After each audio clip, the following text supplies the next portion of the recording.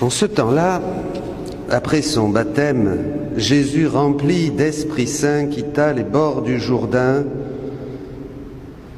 Dans l'Esprit, il fut conduit à travers le désert, où pendant 40 jours il fut tenté par le diable. Il ne mangea rien durant ces jours-là, et quand ce temps fut écoulé, il eut faim. Le diable lui dit alors: « Si tu es le Fils de Dieu, ordonne à ces pierres de devenir du pain. » Jésus répondit: « Il est écrit, l'homme ne vit pas seulement de pain. » Alors le diable l'emmena plus haut et lui montra en un instant tous les royaumes de la terre. Et il lui dit: « Je te donnerai tout ce pouvoir et la gloire de ces royaumes, car cela m'a été remis et je le donne à qui je veux. Toi donc, si tu te prosternes devant moi, tu auras tout cela. » Jésus lui répondit: « Il est écrit, c'est devant le Seigneur ton Dieu que tu te prosterneras, à lui seul tu rendras un culte. » Puis le diable le conduisit à Jérusalem. Il le plaça au sommet du temple et il lui dit: « Si tu es le Fils de Dieu, d'ici jette-toi en bas, car il est écrit, il donnera pour toi à ses anges l'ordre de te garder. Et encore, ils te porteront sur leurs mains, de peur que ton pied ne heurte une pierre. » Jésus lui fit cette réponse. Il est dit: « Tu ne mettras pas à l'épreuve le Seigneur ton Dieu. » Ayant ainsi épuisé toutes les formes de tentation, le diable s'éloigna de Jésus jusqu'au moment fixé. Acclamons la parole de Dieu.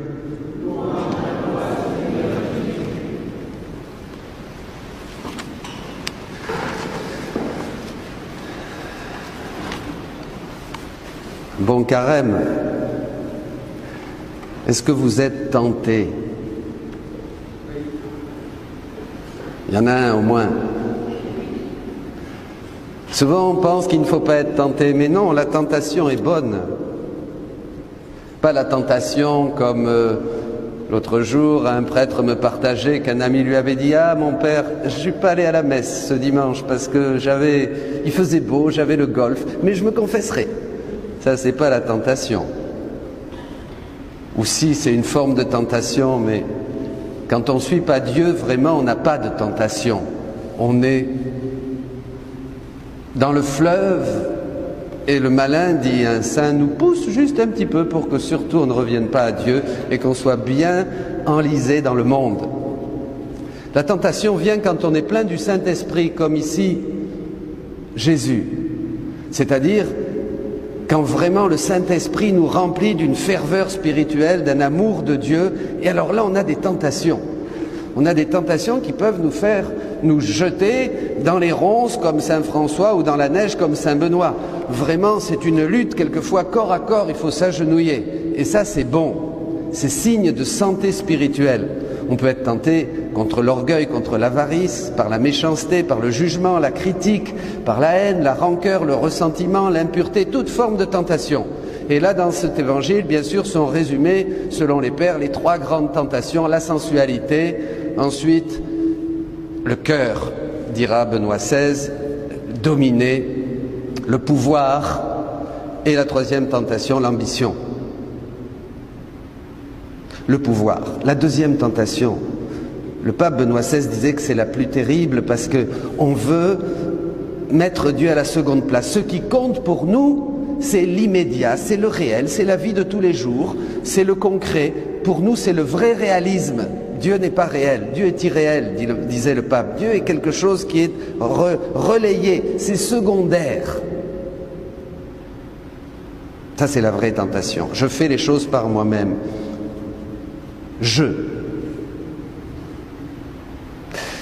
Mais je vais vous dire, cette tentation qui est la 2e, elle nous parle tout particulièrement aujourd'hui à l'Église. L'Église qui vit sa grande épreuve, ou qui commence à vivre sa grande épreuve, ballottée, scandale après scandale.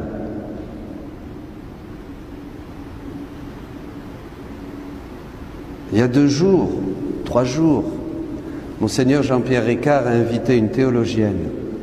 Elle nous a parlé à tous les prêtres. Anne-Marie Pelletier, excellent. Il y avait donc les évêques auxiliaires, tous les prêtres, nous étions rassemblés.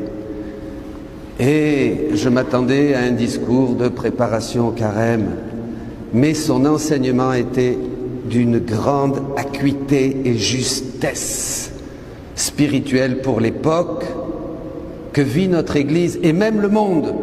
Le secrétaire de l'ONU disait que le monde est dans un chaos total. Le monde et l'Église. Elle nous a dit que l'Église est en train de s'effondrer. C'est l'effondrement aujourd'hui que nous vivons de l'Église. Quelque chose qui a été annoncé, qui est dans le catéchisme de l'Église catholique. Quelque chose qui a été annoncé par la Vierge à Fatima, par Mélanie Calva à la Salette, par tout un tas d'annonces. Marthe Robin même disait que des pans entiers de l'Église vont disparaître. On le voit. Nous sommes rentrés dans ces temps. Et c'est voulu par Dieu.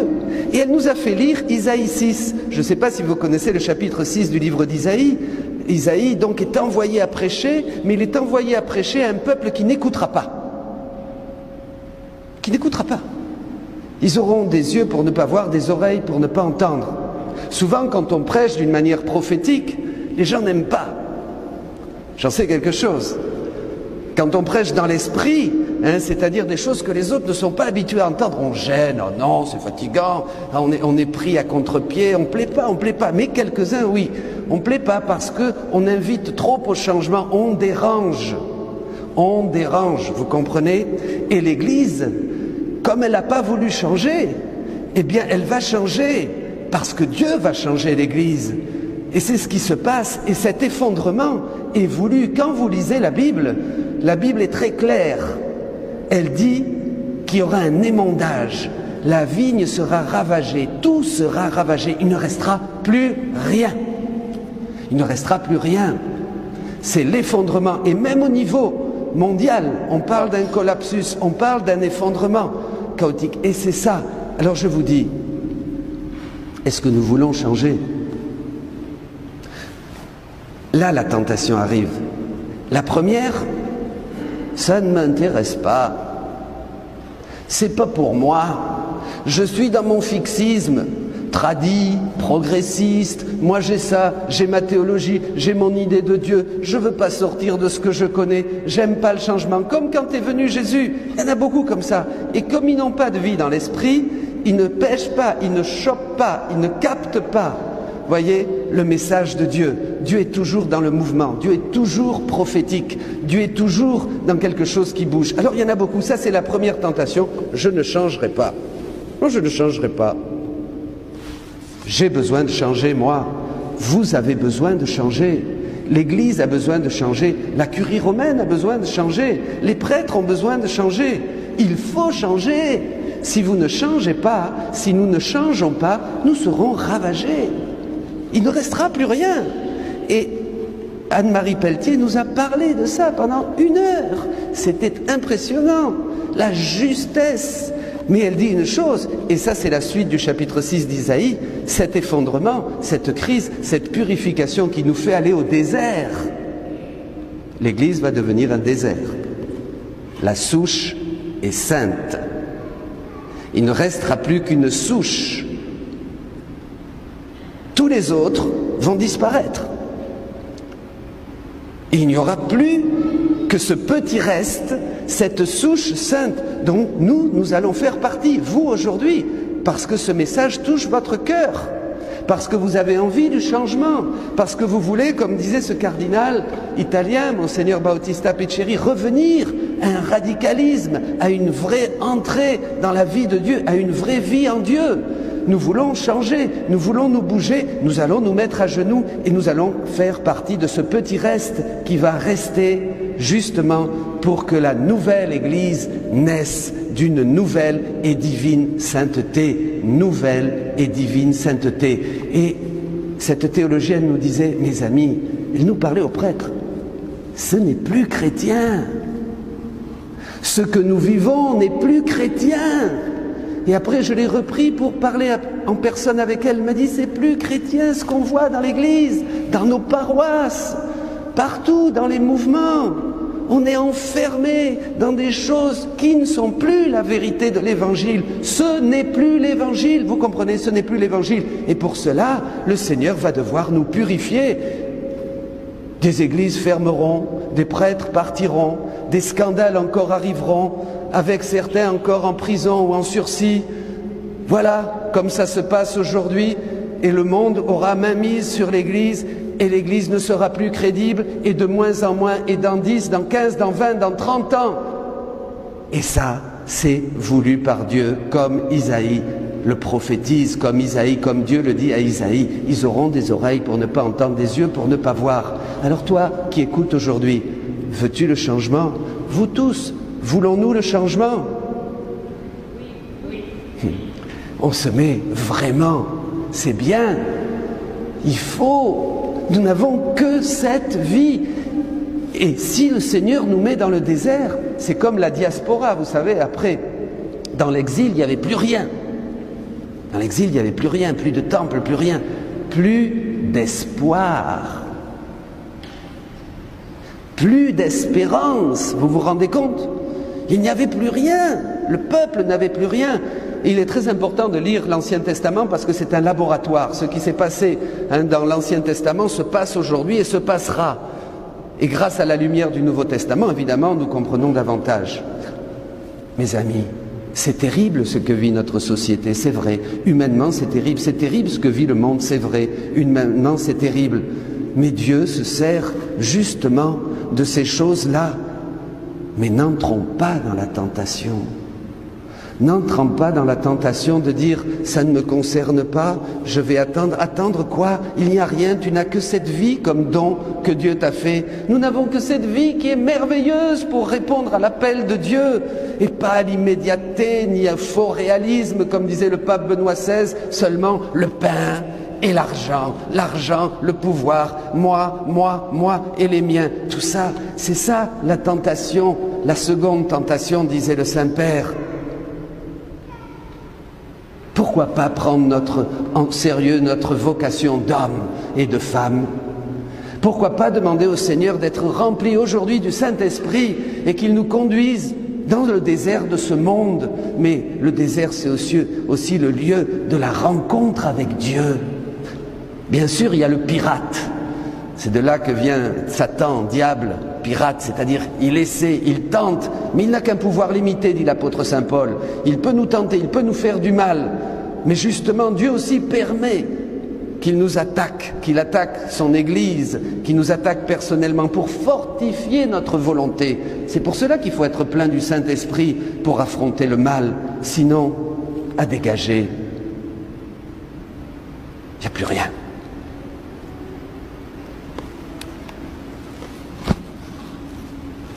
Je ne sais pas ce qui se passera, Dieu seul le sait. Mais je sais que tout ce qu'a dit le Seigneur, tout ce qu'a annoncé notre Église est en train de s'accomplir. Il y a vraiment un effondrement pour une reconstruction du temple. Il y a vraiment tout un tas de choses qui vont disparaître parce qu'elles ne sont plus crédibles, parce que ce n'est plus la vérité. Notre pape François essaye de revenir à un christianisme beaucoup plus engagé, beaucoup plus radical, beaucoup plus évangélique. Et Dieu sait s'il est attaqué. Le changement, c'est pour aujourd'hui. Vous tous qui écoutez, décidez juste de changer dans votre cœur. Venez, ralliez-vous à ceux qui sont déjà en chemin.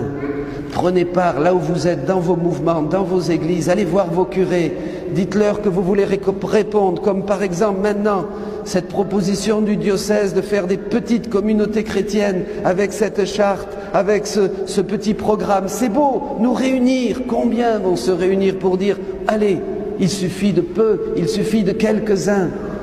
Si nous avons Dieu avec nous, si nous faisons la volonté de Dieu, le pouvoir et la puissance de notre prière et de notre action est immense. Mais si nous prenons Dieu à la légère, si nous sommes des touristes, si vraiment nous voulons rester dans notre conformisme, dans notre petite commodité, dans notre petit cadre, bien arrangé, bien catho, bien chrétien, ça ne marchera pas. Il faut être dérangé. C'est pour ça qu'il faut être tenté, vous comprenez. Aujourd'hui, on est dérangé. Moi, je suis dérangé. Ça me rend très triste. Ça décourage. Et je ne veux pas baisser les bras. Je me dis, Seigneur, qu'est-ce qu'il faut faire ?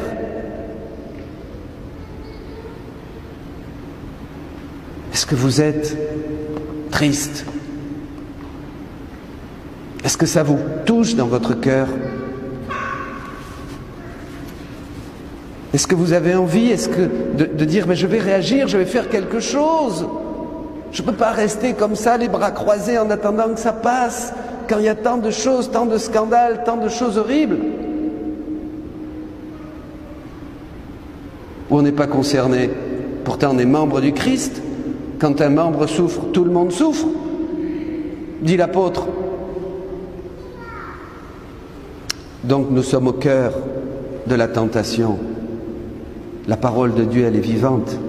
Elle s'accomplit aujourd'hui pour toi. Elle te parle dans ton cœur. Parce que Dieu est vivant.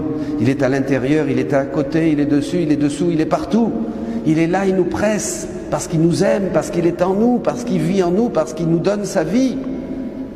La parole de Jésus aujourd'hui, conduit au désert rempli du Saint-Esprit, nous montre le chemin qu'il faut affronter le mal. Il faut affronter le mal avec les armes spirituelles. Il faut affronter le mal avec la puissance du Saint-Esprit. Et comme il a un pouvoir limité, comme Jésus l'a vaincu, ça veut dire que nous aussi nous le vaincrons. Nous vaincrons le mal. Mais cela nous appelle à une grande sainteté, mes amis. Pas une petite sainteté, pas un Dieu au rabais, pas un évangile qui m'arrange. Écoutez bien, ouvrez vos oreilles, que celui qui a des oreilles qui l'entendent. Aujourd'hui tiendront la route ceux qui sont décidés à une vraie sainteté, à une vraie union avec Jésus, à une vraie vie avec Dieu, à une vraie intimité de chaque jour, de chaque instant avec Dieu. Les autres ne tiendront pas, je vous le dis, et ça se réalisera, ne tiendront que ceux qui sont pleins du Saint-Esprit dans le désert dans lequel nous commençons à entrer. Dites-le à vos enfants, dites-le à vos petits-enfants, dites-le à tout le monde. Allez, criez-le, criez-le dans le désert du monde, allez le dire, soyez témoins, évangélisez. Pas des tombes, on ne veut pas des chrétiens qui soient des tombes ou des chrétiens qui soient tranquillotes chez eux. Allez le dire, mon Dieu, au nom de Dieu, allez le dire. C'est terrible ça, chrétiens muets.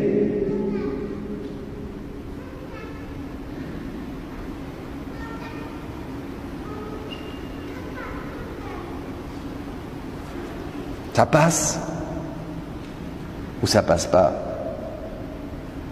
Ça passe dans ton cœur? Tu te sens concerné? Oh non, non, ben non. C'est exagéré. Tout discours prophétique sera exagéré. Comme Isaïe 6 que nous commentait Anne-Marie. Bien sûr, va prêcher à ces gens qui vont t'envoyer bouler, qui ne t'écouteront pas, ils n'entendront pas, ils ne voudront pas, ils vont te rejeter, ils vont te persécuter. Mais je ravagerai tout Israël, il ne restera plus pierre sur pierre. Et Jésus dit dans Jean, mais je les guérirai.